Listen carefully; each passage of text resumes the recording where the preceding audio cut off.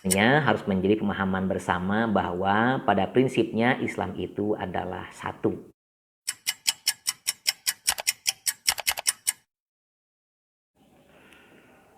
Assalamualaikum warahmatullahi wabarakatuh. Alhamdulillah, assalatu wassalamu ala rasulillah wa ala alihi wa sahbihi wa mawalah. Asyhadu an la ilaha illallah wahdahu la syarikalah wa asyhadu anna muhammadan abduhu wa rasuluhu man la nabiyya ba'dah. Allahumma salli wa sallim wa zid wa barik ala sayyidina Muhammadin wa ala alihi wa sahbihi ajma'in, amma ba'du. Ibadallah ahibati fillah, alhamdulillah kita panjatkan puji dan syukur kepada Allah Subhanahu wa taala di mana pada kesempatan kita di hari ini Allah masih memberikan berbagai macam karunia-Nya kepada kita, baik itu kesehatan dan juga kesempatan. Di antara kesempatan itu adalah kesempatan kita bisa menimba ilmu walaupun menggunakan media-media yang lain, di antaranya media YouTube ini. Yang tentunya bahwa semoga Allah Subhanahu wa taala menjadikan segala bentuk ikhtiar kita sebagai amaliyah sholihah, terutama dalam hal yang berkaitan dengan dinul Islam, terkait dengan agama Islam. Tentunya tidak terlupakan pula selawat dan salam semoga terlimpah curah kepada junjungan alam, yakni baginda Nabi Muhammad SAW, untuk keluarganya, para sahabatnya, handai tolannya, dan juga tentunya semoga kita semuanya nanti di Yaumal Jaza mendapatkan syafaat darinya. Amin ya Allah ya Rabbal Alamin. Ahibati fillah, pada kesempatan kali ini kita akan berbincangkan tentang Islam wasatiyah. Tentunya harus menjadi pemahaman bersama bahwa pada prinsipnya Islam itu adalah satu, yaitu inna dina indallahil Islam. Sesungguhnya agama yang mendapatkan ridho Allah Subhanahu wa taala, yang dikehendaki oleh Allah Subhanahu wa taala, yaitu agama Islam. Akan tapi kemudian terdapat perbedaan yang kemudian muncul, ada istilah Islam fundamentalis, ada Islam yang juga liberalis, atau mungkin juga ada Islam yang modernis. Ini adalah corak pandang saja. Artinya corak pandang seorang terkait dengan pemahamannya dari ayat-ayat Syi Al-Quran maupun hadis-hadis Rasulullah Shallallahu Alaihi Wasallam. Tentunya bahwa terjadinya perbedaan dalam corak pandang ini sangat bererat kait dengan di mana orang itu hidup, lingkungan apa yang membangunnya, apa yang dia baca, seperti apa teman-temannya. Maka semua itu kemudian menjadi daya dorong dia dalam memahami ayat suci Al-Quran maupun hadis Nabi. Nah kemudian dari lingkungan dan juga pemahaman awal yang ia dapati ketika melihat teks ayat suci Al-Quran maupun hadis Nabi, maka muncullah perbedaan-perbedaan tersebut. Sehingga ada yang kemudian lebih kepada tekstual, artinya bahwa kita harus mengamalkan sesuai dengan teks yang terdapat dalam Al-Quran maupun hadis tanpa perlu melakukan interpretasi terlebih dahulu. Nah, kelompok ini cenderung disebut dengan Islam fundamentalis. Ada juga orang yang kemudian dalam corak pandangnya yang memandang bahwa semua yang terdapat dalam ayat suci Al-Quran maupun hadis ini harus dirasionalisasi. Ketika tidak rasional maka tidak perlu diikuti. Kalau rasional maka dia ikuti. Bahkan dalam hal tertentu ia kemudian merasionalisasikan hal-hal yang kemudian tidak bisa dirasionalkan sebetulnya. Maka pemikiran ini kemudian cenderung disebut dengan pemikiran liberalis. Artinya bahwa yang dia ambil kesimpulan hukum dari Al-Quran itu adalah semua yang memang rasional, dirasionalisasikan olehnya. Sehingga hal yang tidak rasional tidak perlu diamalkan, dia tinggalkan. Nah, terdapat juga kelompok yang tengah-tengah dari kedua ini, dari kelompok yang fundamentalis dan juga dari kelompok yang liberalis, yang disebut dengan kelompok yaitu Islam moderat. Nah, Islam moderat ini adalah Islam yang tentunya bercorak pikir dalam hal ini, bercorak pikir bahwa rasional iya, kemudian juga tekstual juga iya. Kedua-duanya ini dielaborasi, kemudian dikompromikan, sehingga kemudian munculkan istimbat hukum yang seolah-olah tentu nantinya berbeda dari pemikiran yang liberalis maupun pemikiran yang fundamentalis. Inilah yang kemudian akan kita perbincangkan karena pada wilayah Islam dengan corak pemikiran yang lebih moderat ini disebut dengan Islam wasatiyah. Tetapi sekali lagi bukan berarti terdapat perbedaan-perbedaan dalam Islam, karena perbedaan itu hanya dalam corak pandang saja. Sedangkan pada prinsipnya bahwa Islam itu adalah satu, yaitu agama yang diturunkan oleh Allah Subhanahu wa taala kepada umat manusia melalui perantara Nabi Muhammad SAW. Allah menyampaikan inna dina indallahil Islam. Nah, kemudian terdapat hal-hal yang menjadi dasar dari mana kemudian kita mengambil istilah Islam yang wasatiyah tersebut. Islam wasatiyah sebetulnya ini dapat kita lihat dari ayat Al-Quran surah Al-Baqarah ayat 143. Di mana Allah Subhanahu wa taala berfirman, A'udzubillahi minasyaitonir rajim, bismillahirrahmanirrahim. Wa kadzalika ja'alnakum ummatan wasata litakunu syuhada'a 'alan nas wa yakuna rasulu 'alaikum syahida. Dan demikianlah kami telah menjadikan kalian sebagai umat wasata untuk menjadi saksi atas manusia sekalian, dan demikian juga Rasul menjadi saksi atas kalian. Maka ayat ini kemudian menjadi dasar bahwa ada yang disebut dengan umat wasata. Siapa itu umat wasata yang kemudian dimaksudkan dari ayat ini, yang kemudian pada kemudian hari disebut dengan Islam wasatiyah tersebut? Artinya bahwa ketika lihat bahwa ayat ini memperbincangkan umat wasata itu adalah ummatan yang dipenuhi dengan keadilan. Karena memang para mufasir seperti Syekh Imam Ar-Razi dalam tafsirnya, tafsir Ar-Razi juga menjelaskan bahwa yang disebut dengan wasatiyah di sini adalah yaitu yang berkeadilan, artinya yang dipenuhi dengan keadilan. Adil sendiri adalah menempatkan sesuatu pada tempatnya, artinya proporsional sesuai dengan tempatnya. Maka dalam hal ini yang kemudian bahwa secara garis besar bahwa Islam wasatiyah di sini adalah Islam yang tidak mudah mentakfirikan atau mudah mengkafir-kafirkan orang lain, yang mudah membid'ah-bid'ahkan terhadap amaliyah orang lain, dan juga orang yang tidak begitu liberal dalam corak pemikirannya. Tetapi ia menjadi siger tengah, kata istilah Sunda, menjadi orang yang berada di tengah-tengah antara dua corak pemikiran yang tadi.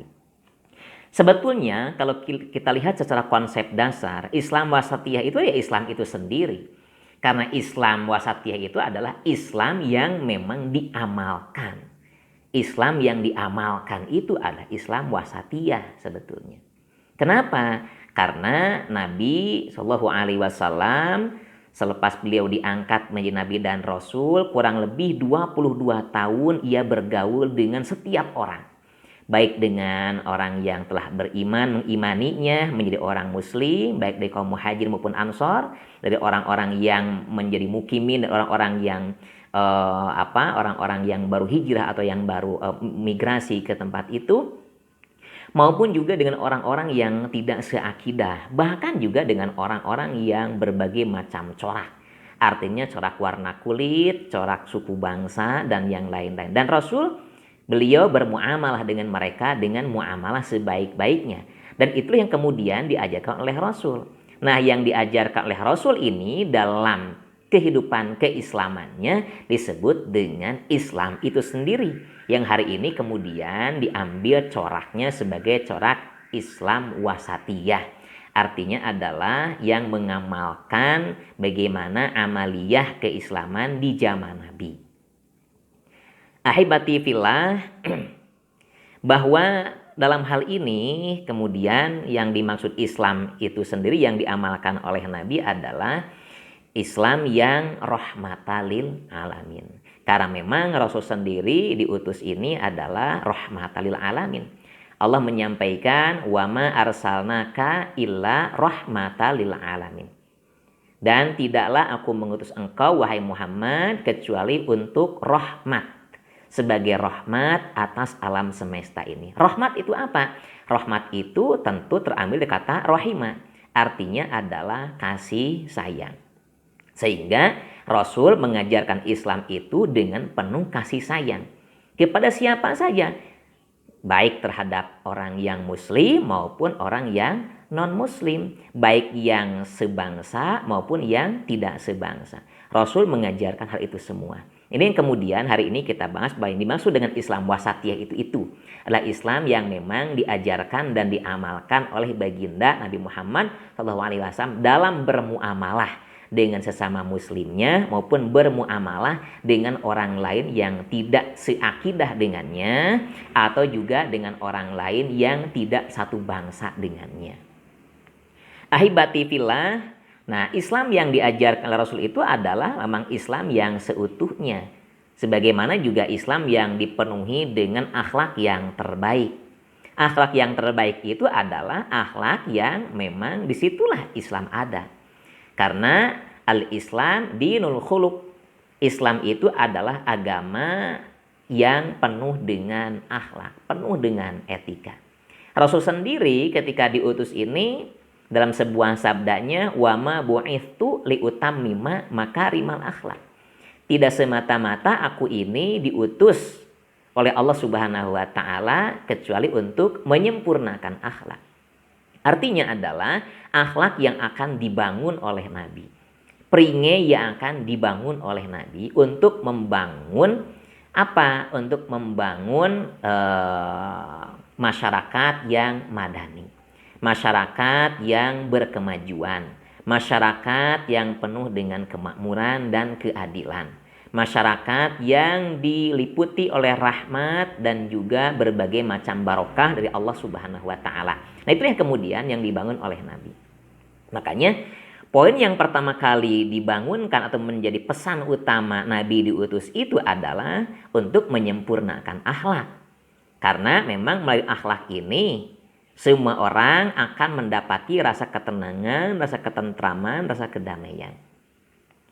Oleh karenanya maka Nabi mengajarkan kepada kita bagaimana kalau kita mengajak atau juga berdakwah kepada orang lain itu harus penuh dengan kebijakan, penuh dengan rasa kasih sayang, penuh dengan toleransi dan juga tentu mengajaknya lah biqadri uqulihim, sesuai dengan kemampuan otak mereka. Ini yang kemudian bahwa Nabi itu melakukan hal-hal yang kemudian beliau lakukan terhadap umatnya dipenuhi dengan rasa kasih sayang.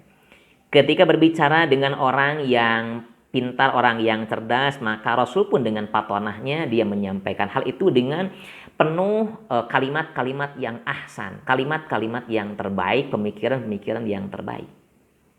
Tetapi juga ketika Nabi berbicara dengan sahabat-sahabatnya, dengan orang-orang yang memang dalam posisi dia bukan orang yang pemikir, bukan orang yang cerdas dalam berbagai macam halnya, maka Rasul pun ia berbicara sesuai dengan kemampuannya, itu bil hikmah.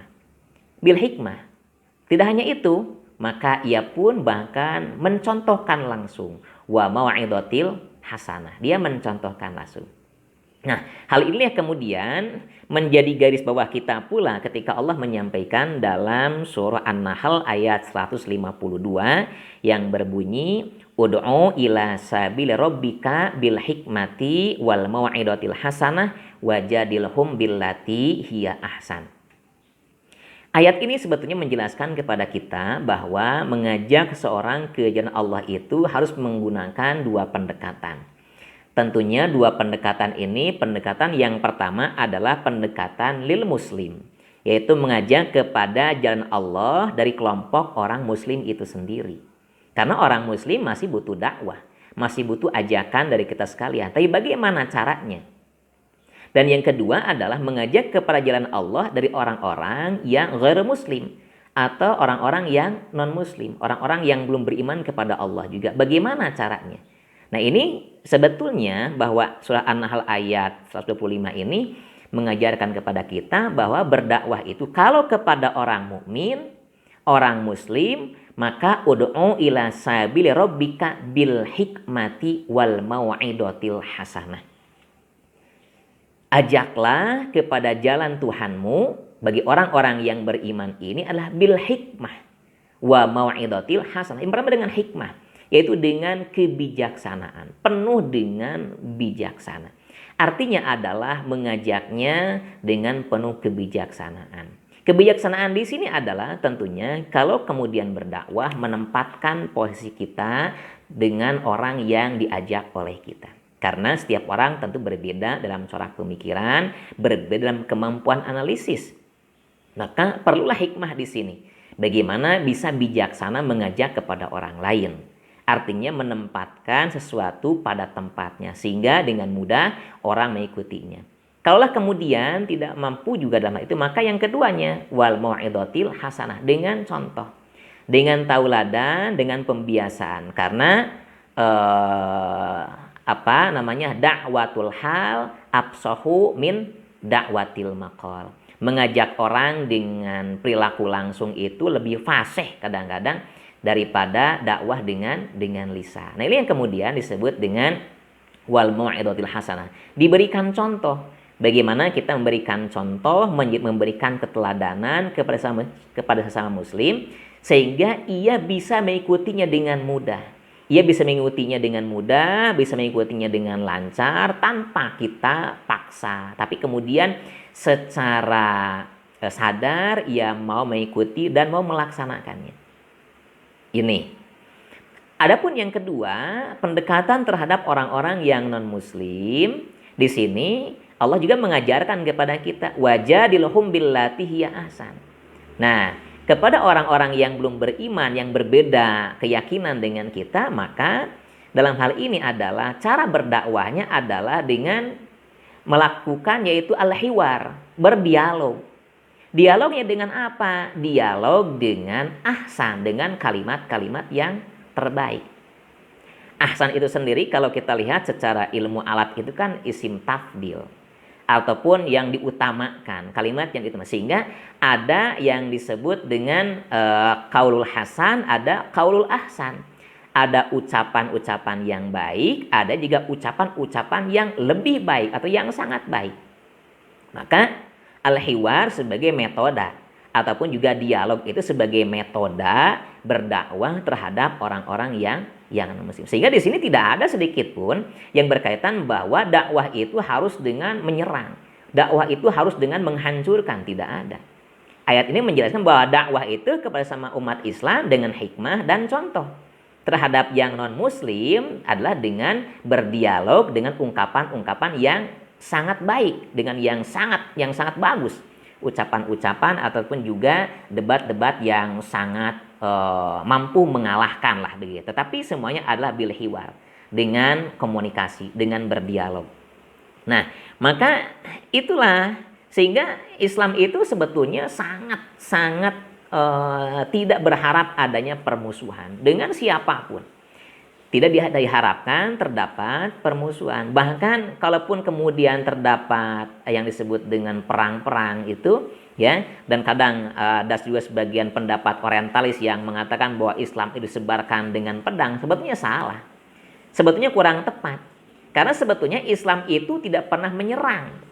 Tapi ketika Islam itu diserang, nah disitulah maka Allah memberikan izin dalam hal ini untuk melakukan pembelaan. Bela diri inilah yang kemudian kadang dianggap oleh orang bahwa Islam itu disebarkan dengan perang. Sebetulnya tidak.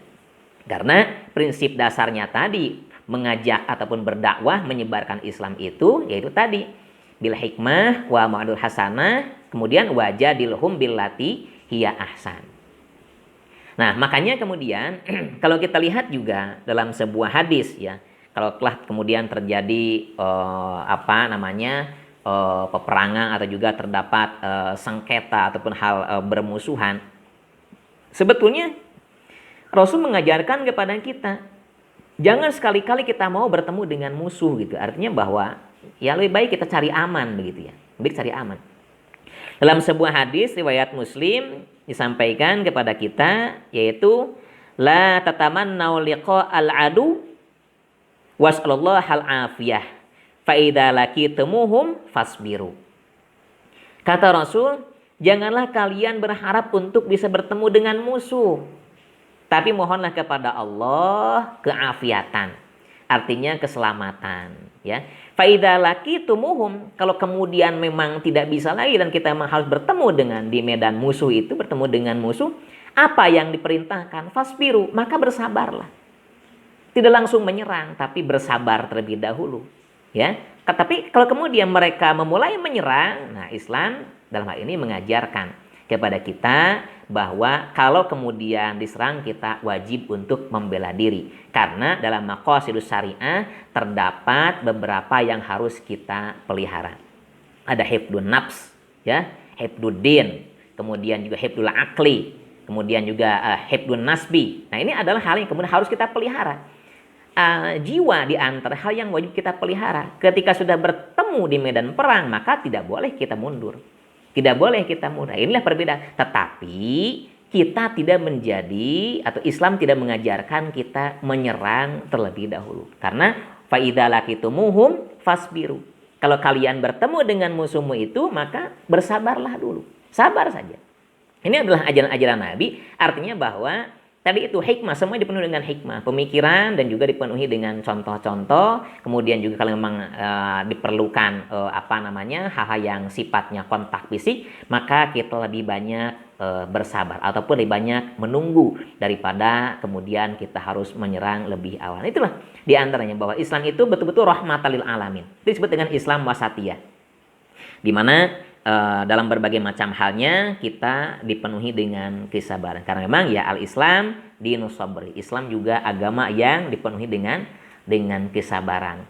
Bahkan kemudian ketika ada orang Islam yang mengatakan saya ini udah nggak sabar, sabar saya sudah habis, kan seperti itu. Maka ini patut dipertanyakan keislamannya. Kenapa? Ya kalau dia sudah mengatakan kesabaran saya sudah habis, ini berarti dia sudah berkurang imannya itu. Sudah berkurang beberapa strip iman dari jiwanya itu. Karena ya Islam itu ya agama dipenuhi kesabaran. Bahkan setengah dari agama ini adalah kesabaran. Ya, setengah dari agama ini adalah kesabaran. Artinya dalam berbagai macam hal dipenuhi kesabaran. Sholat itu juga mengajarkan sabar, puasa mengajarkan, semuanya mengajarkan sabar dalam agama kita itu. Makanya sabar ini adalah satu hal yang kemudian menjadi nilai-nilai etis atau menjadi nilai-nilai akhlak yang terdapat dalam agama kita, terutama yang diajarkan dan juga yang diamalkan oleh baginda Nabi Muhammad SAW. Nah, yang kedua, jadi kalau tadi wasatiyah Islam itu adalah ta'muru bil hiwar wala bisodam, yaitu wasatiyahnya, moderatnya Islam itu lebih mengedepankan untuk dialogis dalam berbagai macam halnya daripada melakukan penyerangan. Jadi dialog itu lebih utama ketimbang melakukan penyerangan. Yang kedua, bahwa wasatiyah Islam itu tentu ditinjau daripada kata Islam sendiri, yaitu al-Islam dinus salim. Al-Islam adalah agama yang dipenuhi dengan kedamaian. Sehingga di sini mengajarkan kepada umatnya agar senantiasa lebih banyak menebarkan kasih sayang kepada siapapun tanpa dipandang bulu. Lihat bagaimana baiknya, bagaimana akhlak Rasul yang dinampakkan kepada kita terhadap sesama muslim, begitu baiknya. Terhadap yang tidak seakidah pun betapa baiknya. Mungkin kita pernah mengingat bagaimana di pasar Madinah itu ada seorang kakek tua yang dia berlainan agama dengannya, tapi dia sebagai pengemis di pasar itu dan juga tidak ada yang bisa dicari sebenarnya dari orang itu. Tetapi mulutnya sangat-sangat menyakiti hati Nabi. Di mana ketika Nabi dia senantiasa pergi ke pasar di Madinah ini hanya untuk menyuapi kakek buta yang kemudian dia juga sudah sangat sepuh, tapi berbeda akidah. Ya, dia berbeda akidah. Dia suapi dengan sabar. Apa yang kemudian dikeluarkan ucapan-ucapan dari orang tua yang buta ini? Dia senantiasa menggunjing Nabi, menjelek-jelekan Nabi, bahkan menyebutnya dengan kadzab, dengan pendusta. Tapi Nabi biasa-biasa saja. Nabi tidak pernah menyebutkan bahwa dirinya adalah seorang Rasulullah. Dia seorang Nabi. Baru ketahuan ketika Abu Bakar As-Siddiq pasca Rasul dimakamkan. Beliau datang kepada Aisyah, putrinya, bertanya, kira-kira perbuatan apa yang memang kebiasaan apa yang memang hari ini dari kebiasaan Nabi yang belum dilakukan oleh Abu Bakar As-Siddiq.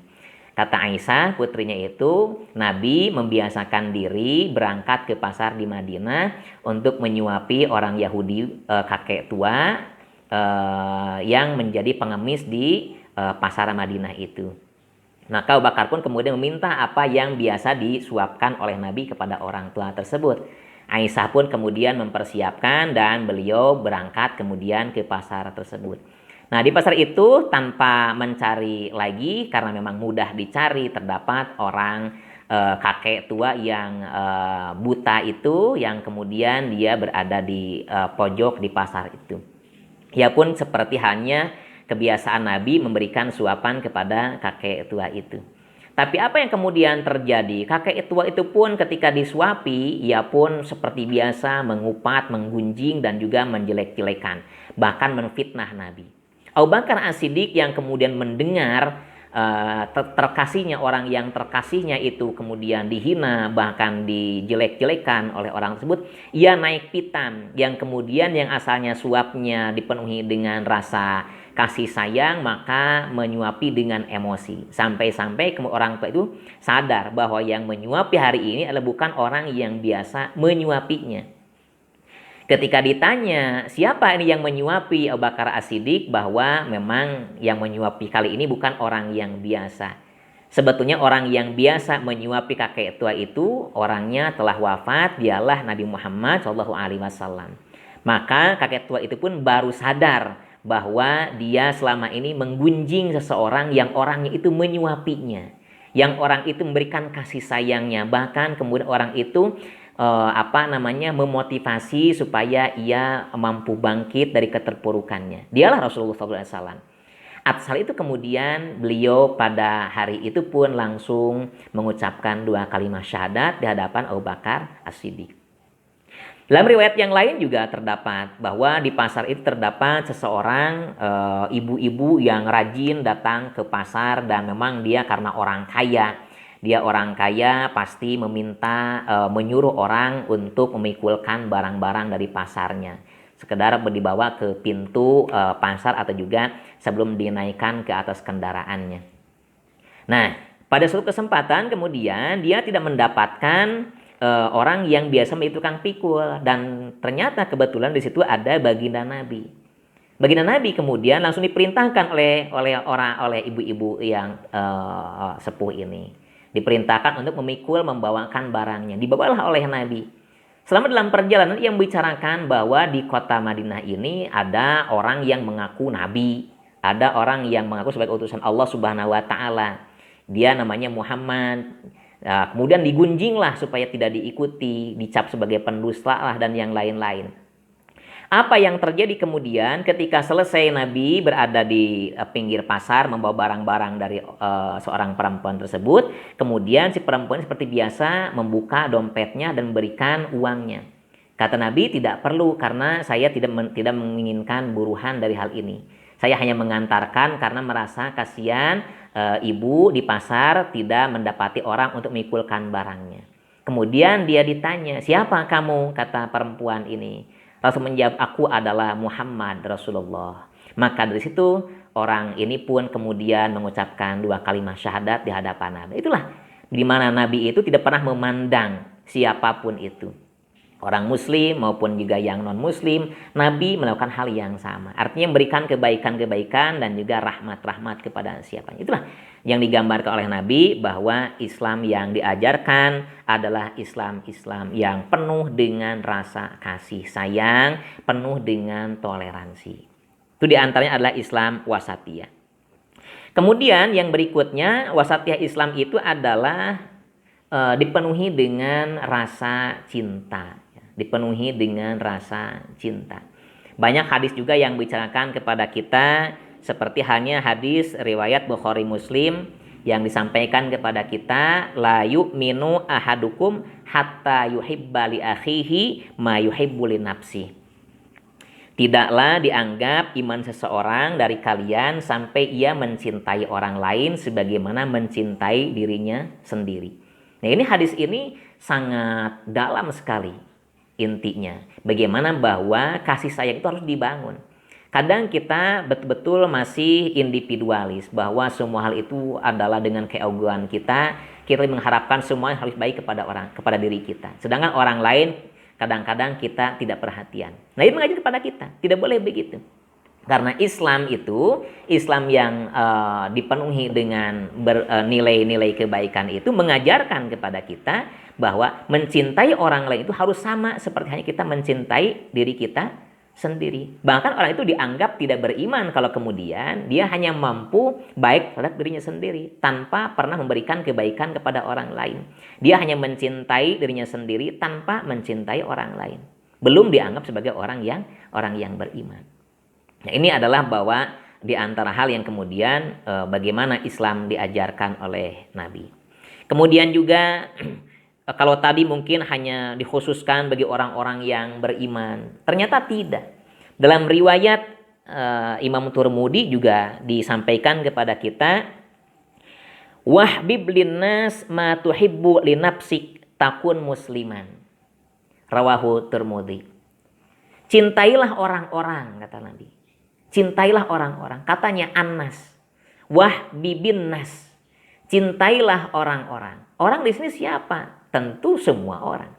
Tidak dibatasi sebagai satu akidah, tapi semua orang. Apa itu bangsanya, apa itu sukunya, apa itu agamanya, semuanya dianggap sama. Cintailah orang-orang. Ma tuhibbul nafsik. Sebagaimana mencintai terhadap dirimu sendiri. Takun musliman, maka disitulah kamu menjadi orang yang muslim. Nah, hadis ini mengajarkan kepada kita bahwa sosok orang muslim itu mencintai semua umat, mencintai semua manusia. Tidak kemudian karena perbedaan yang sedikit, karena perbedaan yang yang sepele, kemudian cepat mengambil jarak, kemudian cepat meninggalkan atau menjauhinya, bahkan memusuhinya. Ini tidak seperti itu. Nah, permusuhannya kemudian muncul ini bagi orang-orang yang kemudian kadang mudah sekali mengkafir-kafirkan, mudah sekali membid'ah-bid'ahkan terhadap amaliyah-amaliyah dari orang lain. Nah, ini yang kemudian tidak diharapkan dalam agama kita, agama Islam.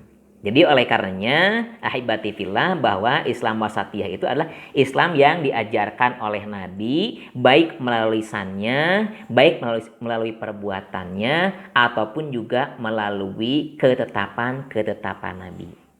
Dan banyak sekali nilai-nilai yang berkaitan dengan Islam wasatiyah yang memang Rasul langsung sampaikan kepada kepada umatnya, baik secara langsung amaliyah pada waktu itu juga bilhal, ataupun juga melalui sabda-sabdanya. Nah, mudah-mudahan walaupun tentunya bahwa di sini masih banyak hal yang perlu dibicarakan, tapi karena waktu juga, wallahul muwaffiq ila aqwamit thoriq. Assalamualaikum warahmatullahi